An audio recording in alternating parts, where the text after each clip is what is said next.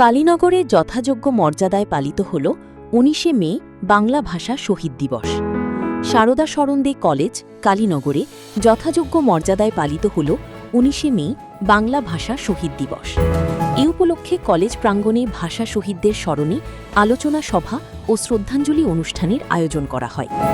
অনুষ্ঠানে উপস্থিত ছিলেন হাইলাকান্দির নবনির্বাচিত বিধায়ক মিলন দাস। শহীদ বেদিতে মাল্যদান, পুষ্পার্ঘ্য অর্পণ ও প্রদীপ প্রজ্বলনের মাধ্যমে অনুষ্ঠানের সূচনা হয়। পরে কলেজের বিভিন্ন উন্নয়নমূলক দাবিতে বিধায়কের হাতে স্মারকলিপি তুলে দেওয়া হয়। আলোচনা সভায় বক্তারা বরাক উপত্যকার ১১ জন ভাষা শহীদের আত্মত্যাগের ইতিহাস ও মাতৃভাষার মর্যাদা রক্ষার গুরুত্ব তুলে ধরেন। অনুষ্ঠানে কলেজের অধ্যাপক, অধ্যাপিকা, কর্মচারী ও ছাত্রছাত্রীরা উপস্থিত থেকে ভাষা শহীদদের প্রতি গভীর শ্রদ্ধা জ্ঞাপন করেন। সুরজিৎ দাসের প্রতিবেদন, কাটিগড়া।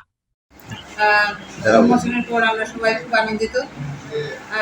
অনেক দিনের আমাদের আশা, অনেক দিনের আকাঙ্ক্ষা।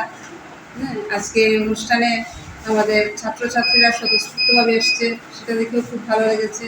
তাছাড়া স্থানীয় নাগরিকবৃন্দ, আমরা কিছু নিমন্ত্রণ করেছিলাম এবং অনেকেই নিমন্ত্রণ ছাড়াই উৎসাহের সঙ্গে এসে উপস্থিত হয়েছে, সেটা দেখেও আমাদের খুব ভালো লাগলো।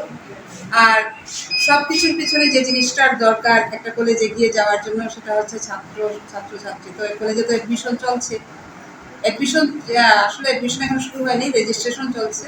তো আমি ছাত্রছাত্রী তথা অভিভাবকবৃন্দের কাছে আমি অনুরোধ রাখবো যে এখন যেহেতু রেজিস্ট্রেশন চলছে, আমাদের কলেজে হেল্প ডেস্কও আছে, ফ্রিতে সেখানে রেজিস্ট্রেশন হচ্ছে।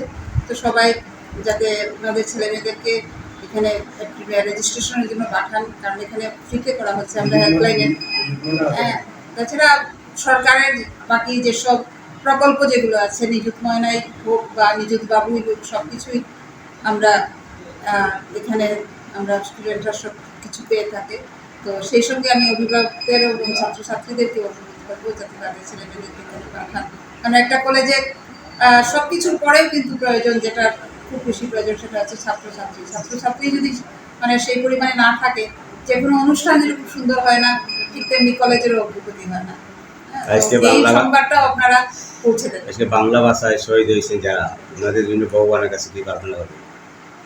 বাংলা ভাষায় যারা শহীদ হয়েছেন তাদের সবারই স্বর্গপ্রাপ্তি নিশ্চয়ই হয়েছে, কারণ ওনারা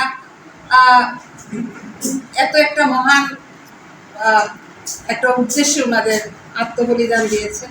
এবং আমি এটাই বলবো যে এই শহীদ দিবসের মাধ্যমে আমাদের মধ্যে সেরকম বাংলা ভাষার প্রতি দায়িত্ব এবং চেতনাবোধ সবার মধ্যে জাগ্রত হবে। আজকের দিনটা এটাই আশা করবো সবার কাছে।